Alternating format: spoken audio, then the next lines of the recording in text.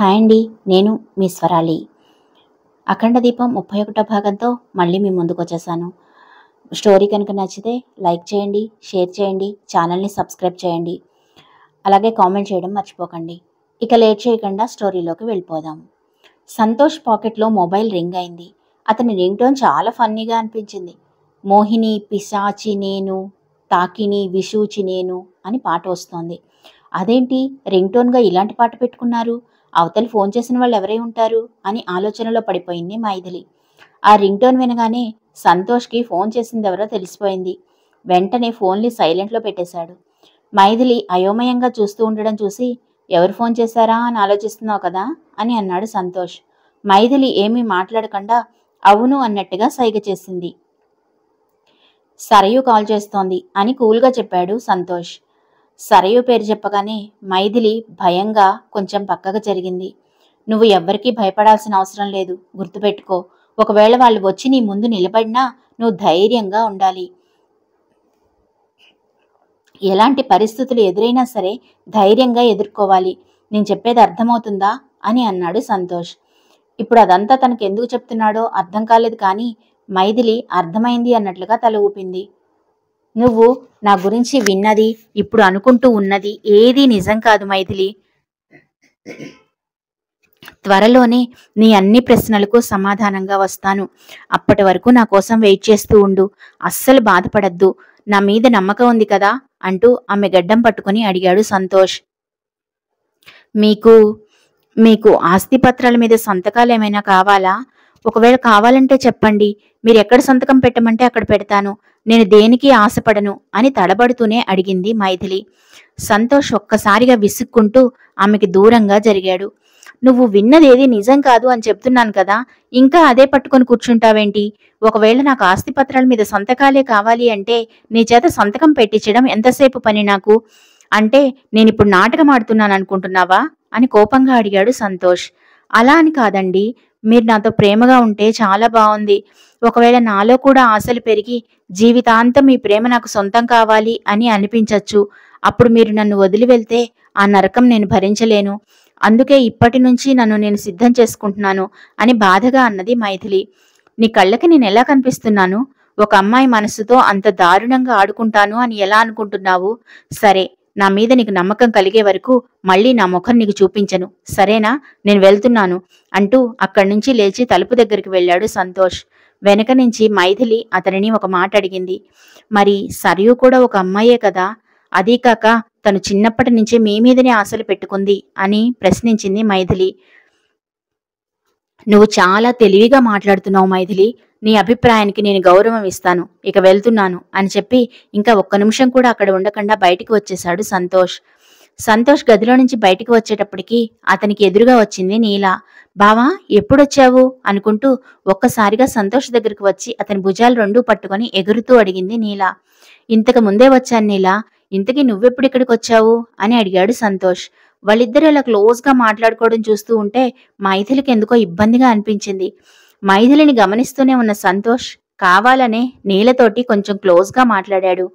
ఏంటే, ఫుడ్ సరిగా తినడం లేదా? మరీ ఇంత చిక్కిపోతున్నావు అని అడిగాడు సంతోష్. బావా, నువ్వేనా ఇలా మాట్లాడేది? ఐఎమ్ సో హ్యాపీ బావా.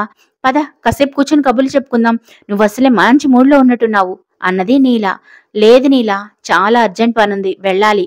ఈసారి వచ్చినప్పుడు ఖచ్చితంగా నీతో టైం స్పెండ్ చేస్తాను, ఓకేనా అని చెప్పాడు సంతోష్. డబుల్ ఓకే బావా, జాగ్రత్తగా వెళ్ళు అని చెప్పింది నీల. నీల, నీలాగా మాట్లాడడం తనకు కూడా నేర్పించు కొంచెం అని మైథిలిని చూపిస్తూ చెప్పాడు సంతోష్. మైథిలి వైపు చూసి, నీల, తను నాకులాగా ఫాస్ట్ కాదు బావా, చాలా స్లో. మీ ఆవిడకి నువ్వే నేర్పించుకో. ఇలాంటి రెస్పాన్సిబిలిటీస్ అస్సలు ఒప్పుకోకూడదు అని స్టైల్గా నిలబడి మాట్లాడింది నీల. నాకేమీ ఎవరూ నేర్పించక్కర్లేదు. నేను అది వరకు చాలా యాక్టివ్గా ఉండేదాన్ని. నా లైఫ్లో ఏవేవో జరిగిన తర్వాతనే ఇలా తయారయ్యాను అంటూ జరిగిన విషయాన్ని గుర్తు చేయడానికి ప్రయత్నం చేసింది మైథిలి. సంతోష్ ఫేస్ ఎరిపెక్కటం మైథిలికి తెలుస్తూనే ఉంది. అబ్బా, ఈయనకి కోపం తెప్పించకూడదు అనుకుంటూనే ఏదో ఒకటి వాగుతూ ఉన్నాను అని తనని తనే తిట్టుకుంది మైథిలి. సరే నీలా, నాకు టైం అవుతుంది, వెళ్ళొస్తాను అని చెప్పి అక్కడి నుంచి బయటికి వచ్చాడు సంతోష్. సంతోష్ వెళ్తున్న వైపే చూస్తూ ఉండిపోయింది నీల. ఆమె కళ్ళు నీలం రంగులోకి తిరగడం ఎవ్వరూ గమనించలేదు. ఇంట్లోంచి బయలుదేరిన తర్వాత సంతోష్ నేరుగా జగన్నాథ శాస్త్రి గారింటికి వెళ్ళాడు. శాస్త్రి గారితో కొద్దిసేపు మాట్లాడిన తర్వాత తిరిగి ఇంటికి బయలుదేరాడు సంతోష్. కారులో వస్తూ ఉండగా మరోసారి సంతోష్ మొబైల్ రింగ్ అయింది. ఫోన్ లిఫ్ట్ చేసి, హాయ్ సరియు, చెప్పు అని అన్నాడు సంతోష్. బావా, ఈరోజు నువ్వు కూడా నాతో పాటు పబ్కి వస్తానన్నావు, గుర్తులేదా అని అడిగింది సరియు. గుర్తుంది సరియు, ఇంటికే వస్తున్నాను, నువ్వు రెడీగా ఉండు, బయలుదేరదాం అని అన్నాడు సంతోష్. సంతోష్తో ఫోన్ మాట్లాడి పెట్టేసిన తర్వాత సరియు వేరే నెంబర్కి కాల్ చేసింది. హలో రాజేష్, నేను మా బావ ఈరోజు ఈవినింగ్ పబ్కి వస్తున్నాము. చెప్పిన ప్లాన్ అంతా గుర్తుంది కదా, ఏమీ తేడా జరగడానికి వీల్లేదు అని అన్నది సరియు, నువ్వు నాతో ఎంజాయ్ చేయాలి కానీ మీ బావతో ఎందుకు చెప్పు, మళ్ళీ దానికి అరేంజ్మెంట్స్ నన్నే చేయమంటావేంటి, ఇదేం బాలేదు అని అన్నాడు రాజేష్. అరే మబ్బు, మనం లైఫ్ లాంగ్ ఎంజాయ్ చేయొచ్చు, కానీ మా బావని లాక్ చేయాలి అంటే మనకి ఇదొక్కటే మార్గం. అందుకే వాడు పెద్ద బోరింగ్ పర్సన్ అని తెలిసినా కూడా వాడితో నైట్ స్పెండ్ చేయడానికి ఒప్పుకుంటున్నాను. అన్ని అరేంజ్మెంట్స్ సక్రమంగా చేసి ఉంచు. వాడు కోక్ మాత్రమే తాగుతాడు, సో ఆ పౌడర్ కోక్లో మాత్రమే మిక్స్ చేయాలి, గుర్తుపెట్టుకో అని ఇన్స్ట్రక్షన్స్ పాస్ చేసింది సరియు. ఓకే బేబీ, మరి నా సంగతి ఏంటి అని హస్కీగా అడిగాడు రాజేష్. చెప్పాను కదరా, ఈరోజు వాడిని లాక్ చేయాలి, ఆ తర్వాత ఎప్పుడైనా చూద్దాంలే అని అన్నది Sarayu. No baby, I want you. పోనీ ఒక పని చేద్దాం, వాడికి మత్తు మంది ఇచ్చి పడుకోబెడదాం, తెల్లారిన తర్వాత ఏదో జరిగినట్టుగా బిల్డప్ ఇవ్వచ్చు. నా ఐడియా ఎలా ఉంది అని ఏదో కొత్త విషయం కనిపెట్టిన వాళ్ళ చాలా గొప్పగా చెప్పాడు రాజేష్. నీ బొంద, వాడు మనం అనుకున్నట్లుగా సామాన్యుడు కాదు, ఆవలిస్తే పేగులు లెక్క పెడతాడు. సో వాడికి తెలిసే జరగాలి, అది నాతోటే జరగాలి. కాబట్టి మరీ ఎక్కువగా డ్రగ్ కలపకు, జస్ట్ ఫీలింగ్స్ రెచ్చగొట్టేలా మాత్రమే డ్రగ్ కలిపి ఇవ్వాలి, గుర్తుంచుకో అని చెప్పింది సరియు. సరేలే, ఈ నైట్ నీ ఫ్రెండ్ ఆ షీలా ఉంది కదా, దాన్ని కూడా రమ్మని చెప్పు, నా తిప్పలేవో నేను పడతాను, ఈ రోజుకి దాంతో సరిపెట్టుకుంటాను అని అన్నాడు రాజేష్. నీ ఇష్టం, అట్లాగే తగలడు, కానీ ఆ మహేష్ గడిని మాత్రం ఈరోజు తీసుకురాకు, వాడిని చూస్తేనే నాకు కంపరంగా ఉంటుంది. ఈరోజు మన ప్లాన్ అంతా చెడగొడతాడు అన్నది చిరాగ్గా అన్నది సరియు. వాడికి నువ్వంటే చాలా ఇష్టం సరియు, వాడికి కూడా ఒక ఛాన్స్ ఇవ్వచ్చు కదా, మీ బావ కంటే నేను బాగానే సుఖపెడతాడు అని అన్నాడు రాజేష్. వాడి అవతారం చూస్తుంటేనే నాకు చిరాకు వస్తుంది, ఇక వాడితో డాన్స్ చేయాలన్నా నా వల్ల కాదు, ఇంకోసారి వాడి పేరు నా ముందు తీసుకురావద్దు అని కోపంగా వార్నింగ్ ఇచ్చింది సరియు. సరేలే కానీ వాడినైతే నేను ఆపలేను, అయినా నాకు తెలిసి వాడు నిన్ను డిస్టర్బ్ చేయడు, మనం అనుకున్నట్లుగానే మన ప్లాన్ 100% సక్సెస్ అవుతుంది, నువ్వేమీ టెన్షన్ తీసుకోకు అని చెప్పి ఫోన్ పెట్టేశాడు రాజేష్. రాత్రి సమయం 10:30.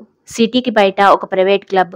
లైట్ సౌండ్లతో, కలర్ఫుల్ లైటింగ్తో, హై ఎనర్జీ మ్యూజిక్తో ఆ గది నలుమూలలా చాలా ఉత్సాహంగా ఉంది. పబ్లో ఒక్కో సైడ్ కలర్ఫుల్ లైటింగ్ పెట్టి ఉంది. అక్కడ ఎంజాయ్మెంట్కి ఏమాత్రం లోటు లేదు.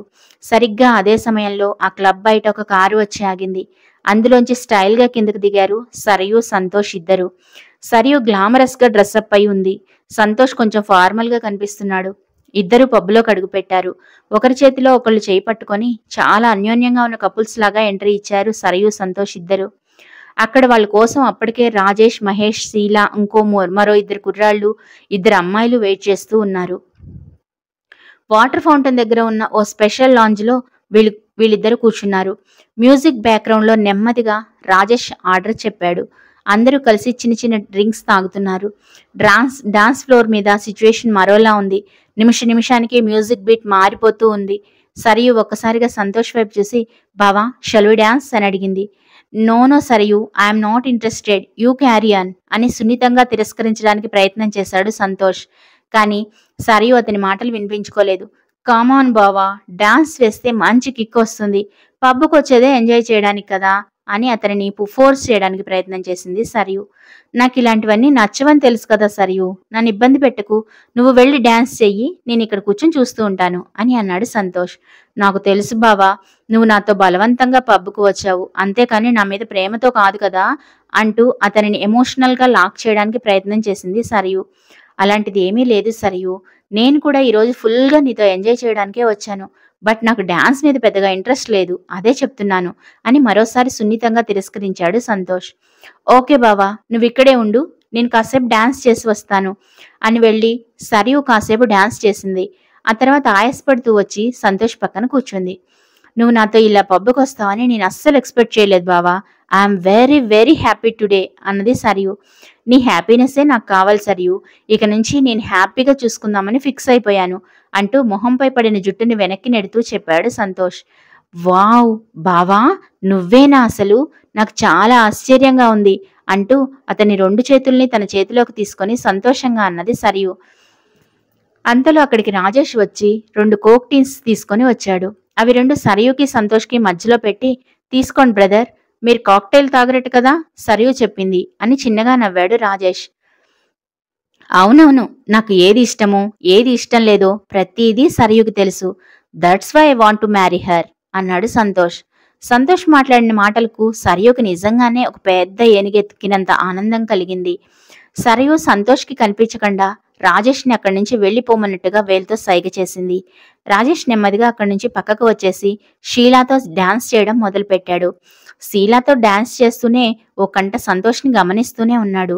సంతోష్ మాత్రం అవేమి పట్టించుకున్నట్లుగా తన ముందున్న కోక్ ఒకటి తీసుకుని తాగడం మొదలుపెట్టాడు. సరయు తను తాగకుండా సంతోష్నే గమనించడం మొదలుపెట్టింది. కొద్దిగా తాగిన తర్వాత సంతోష్ సరయుతో, సరయు నాకెందుకో అనీజీగా అనిపిస్తోంది, ఇంటికి వెళ్ళిపోతాను అని అన్నాడు. కాసేపు ఉండు బావా, ఏమీ కాదులే.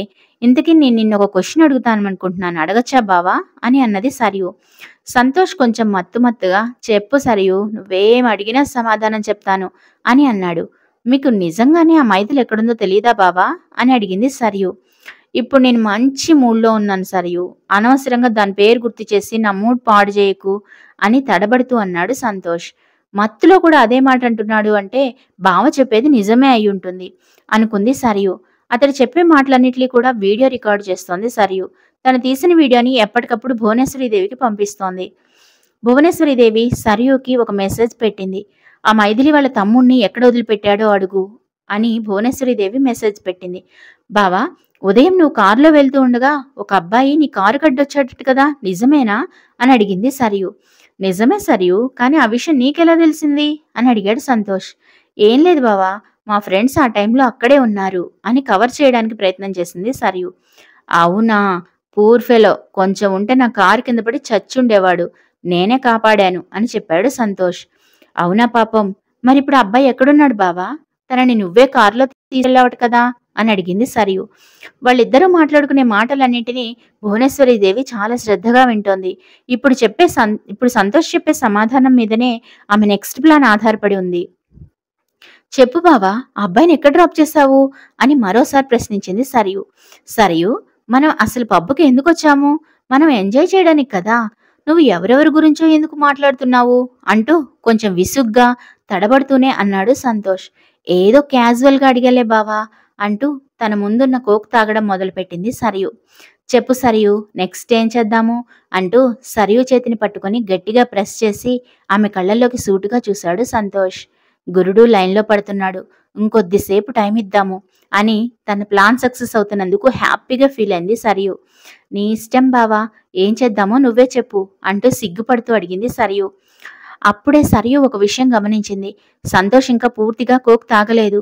వెంటనే తను స్టెప్ తీసుకుంటే సంతోష్కి డౌట్ వస్తుంది. అందుకే బావా కోక్ తాగు ఫస్ట్ అని అన్నది. ఓకే, నువ్వు కూడా తీసుకో అంటూ కోక్ తాగుతూనే అక్కడ ఉన్న వాళ్ళు డ్యాన్స్ వేస్తున్న జనాలందరినీ చూస్తూ ఎంజాయ్ చేస్తున్నాడు సంతోష్. బావా, ఇందాక నేను అడిగిన ప్రశ్నకు సమాధానం చెప్పలేదు. ఆ కారులో ఎక్కించుకున్న అబ్బాయిని ఎక్కడ దింపేశావు అని అడిగింది సరయు. ఏమో సరయు, కొంచెం దూరం వెళ్ళిన తర్వాత కారు ఆపమని చెప్పి ఆ అబ్బాయి దిగిపోయాడు. నేను అబ్బాయి పేరు కూడా అడగలేదు. ఇంతకీ అంత పర్టికులర్గా అబ్బాయి గురించి అడుగుతున్నావు? ఏదైనా ఇష్యూ ఉందా అని అడిగాడు సంతోష్. నో బావా, ఏమీ లేదు, జస్ట్ క్యాజువల్గా మాట్లాడదామని అడిగాను అంతే అని అన్నది సరయు. సరే సరయు, నేను కొంచెం వాష్రూమ్కి వెళ్ళొస్తాను అని చెప్పి అక్కడి నుంచి పక్కకు వెళ్ళాడు సంతోష్. సమయం తెల్లవారిన తర్వాత 11 గంటలు కావస్తోంది. బద్ధకంగా బెడ్ మీద నుంచి కళ్ళు తెరిచింది సరయు. ఒక క్షణం ఆమెకి తను ఎక్కడున్నానో అర్థం కాలేదు. ఒళ్ళు విరుచుకుంటూ బెడ్ మీద నుంచి లేవడానికి ప్రయత్నం చేసింది. అప్పుడే ఆమె సడన్ గా ఒక విషయం గుర్తించింది. ఆమె బెడ్ మీద న్యూడ్గా పడుకొని ఉంది. తన ఒంటి మీద బట్టలు లేవు. అది చూడగానే సరయు ఒక్కసారిగా షాక్ అయింది. ఎంత గుర్తు తెచ్చుకుందామని ప్రయత్నం చేసినా రాత్రి ఏం జరిగిందో గుర్తు రావడం లేదు. తన పక్కనే ఎవరో పడుకుని ఉన్నట్లుగా గమనించింది. రాత్రి తను సంతోష్తో పబ్బుకు రావడం గుర్తొచ్చింది. తన పక్కన పడుకున్న వ్యక్తి సంతోష్ అనుకుంది సరియు. ఇక డ్రామా మొదలు పెట్టమ్మా బంగారం అని తనను తాను సిద్ధం చేసుకుని వణుకుతున్న గొంతుతో బావా బావా అంటూ అతనిని లేపడానికి ప్రయత్నం చేసింది సరియు. ఆ వ్యక్తి కనీసం ఇటు తిరిగి కూడా చూడకుండా మరోసారి సరయుని తన మీదకి లాక్కున్నాడు. అతని మీదకి ఒరిగిపోయిన సరియు అతని మొహంలో మొహం పెట్టి చూసి ఒక్కసారిగా కేవున అరిచింది. స్నానం చేసి వచ్చి ఆఫీస్కి వెళ్దామని బయలుదేరుతున్నాడు సంతోష్. అంతలో అతని మొబైల్ రింగ్ అయింది. ఫోన్ ఎవరి నుంచి వస్తోందో అతనికి తెలుసు. కానీ తీయాలా వద్దా అనే సందిగ్ధంలో పడిపోయాడు. తనే ఫోన్ చేసింది కాబట్టి తీద్దాంలే అనే ఉద్దేశంతో ఫోన్ లిఫ్ట్ చేసి మాట్లాడడం మొదలుపెట్టాడు సంతోష్. సంతోష్ గారు నేను అని అన్నది మైథిలి. ఈ నెంబర్ నీదే కదా? ఆ విషయం నాకు కూడా తెలుసు కదా. నీ పరిచయ కార్యక్రమాలు ఆపేసి ఎందుకు ఫోన్ చేసావో చెప్పు అని కావాలనే విసుగ్గా అన్నాడు సంతోష్. సారీ సంతోష్ గారు, మీకు నా మీద చాలా కోపం వచ్చినట్లుగా ఉంది. నాకు రాత్రంతా నిద్ర పట్టలేదు. మీరు మళ్ళీ ఇక్కడికి రాను అని చెప్పారు కదా, అందుకని చాలా బాధపడ్డాను అని అన్నది మైథిలి. అంటే ఏంటి నీ ఉద్దేశం? ప్రతిసారి నీ కోసం నేను అక్కడికి వచ్చి నీ చేత మాటలు పడాలి అంతేనా అని కావాలనే బెట్టు చేస్తూ అడిగాడు సంతోష్. అయ్యో, నా ఉద్దేశం అది కాదండి. మీరు సేఫ్గానే వెళ్లారో లేదో కనీసం ఒక ఫోన్ కూడా చేయలేదు కదా, అందుకే ఫోన్ చేశానండి అన్నది మైథిలి. నువ్వే కదా నీతో మాట్లాడొద్దు అని చెప్పావు. ఏవేవో చెత్త లాజిక్లన్నీ చెప్పావు కదా, అందుకే ఫోన్ చేయలేదు. మళ్ళీ నువ్వు నా మీద ఆశలు పెంచేసుకొని నేనేమో నీకు ద్రోహం చేసేసి ఈ మాటలన్నీ నేనెందుకు పడాలి అని కోపంగా అన్నాడు సంతోష్. మీకు కోపం వచ్చింది కదా, నేనేం చేస్తే మీ కోపం పోతుంది అని అమాయకంగా అడిగింది మైథిలి.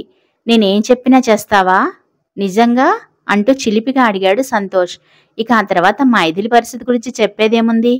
ఇంతకీ మన హీరో గారు మైథిలిని ఏం అడగబోతున్నారో, మరి మైథిలి దానికి ఆన్సర్గా ఏం చెప్పబోతుందో రేపటిదాకా వెయిట్ చేయాల్సిందే. బాయ్.